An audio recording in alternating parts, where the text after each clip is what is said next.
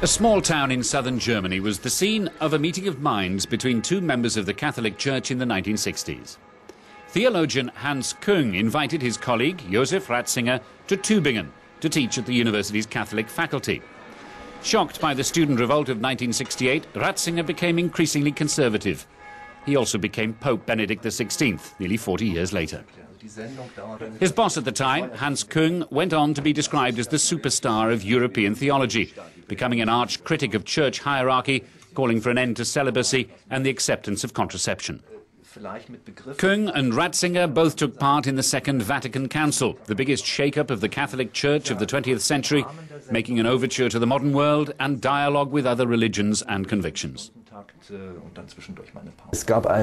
Benedict XVI, welcoming back into the Catholic fold the integrists of the St. Pius X fraternity, triggered a storm of indignation in the Catholic world. Can someone who doubts the Holocaust happened be a member of the Catholic Church? I don't think a Holocaust denier can stay in the Catholic Church, no. The murder of 6 million human beings, Jews, is the biggest crime in the history of humanity. During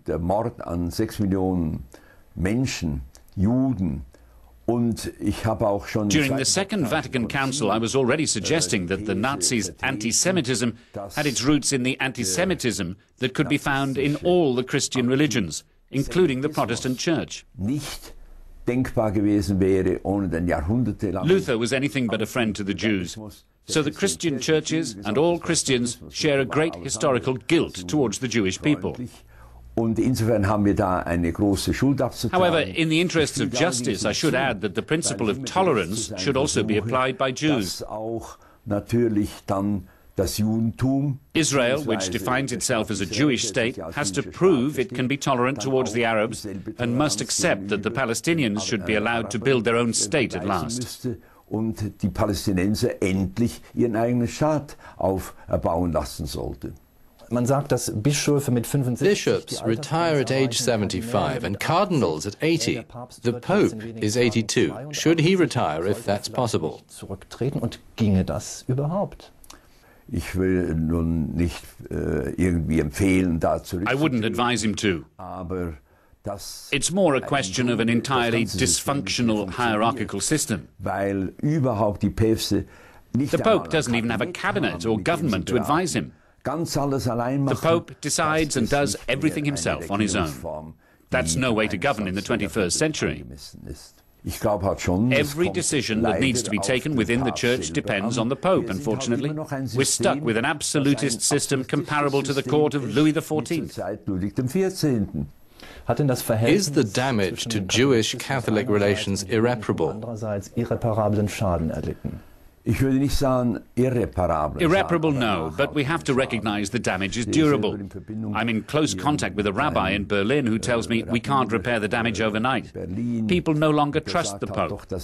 And it's the same state of affairs for Muslims. I've noticed that many of the highest profile leaders in the Muslim community, from the mosque and the general community, are starting to be wary, saying we can't trust him anymore to establish dialogue as a religious mediator.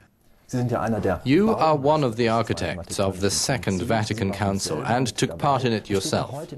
Do you think there's a risk today that the Church is going backwards, heading towards the Middle Ages, and that the Vatican II reforms are being called into question?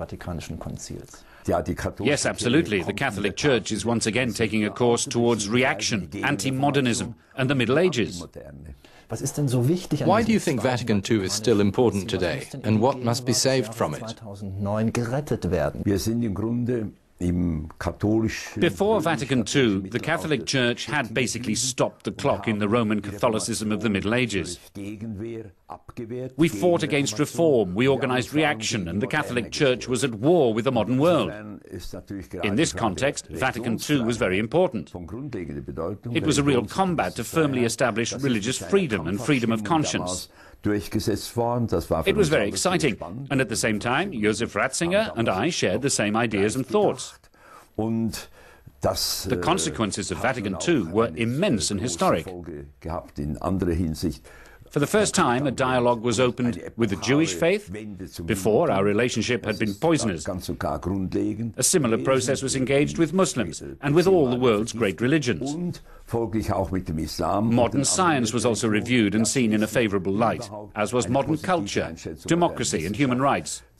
Quite a lot of things, as you can see. Zur Demokratie, zu den Menschenrechten, also Sie sehen, das ist alles ein großer Komplex, wenn wir das wieder rückgängig machen wollen. If we cancelled all that, the Church would change into a fortified citadel and trigger the exodus of all those who don't want to return to the past. All derer, die eine solche Bewegung nicht mitmachen. The Pope has just visited Africa. If we look at the headlines it generated in the international press, notably in France and Germany, they were very critical about his statements on AIDS and contraception. What are the conclusions you draw from his Africa trip? Können Sie hier eine Bilanz der Afrikareise des Papstes ziehen?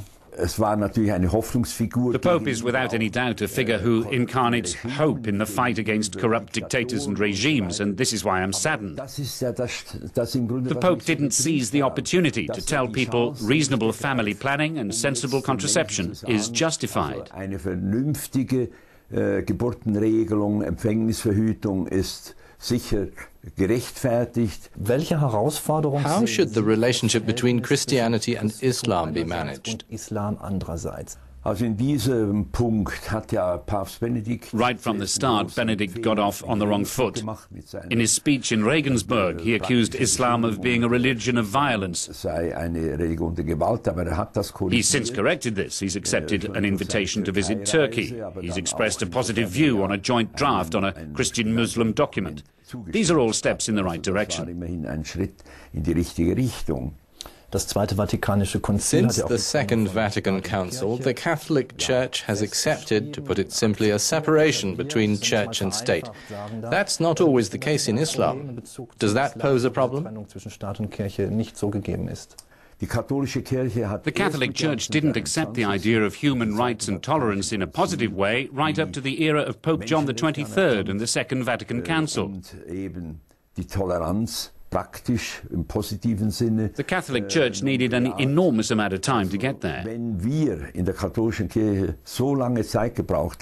So we need to understand that Muslims need plenty of time too. But today there are positive signs regarding the separation of church and state, in Turkey for example.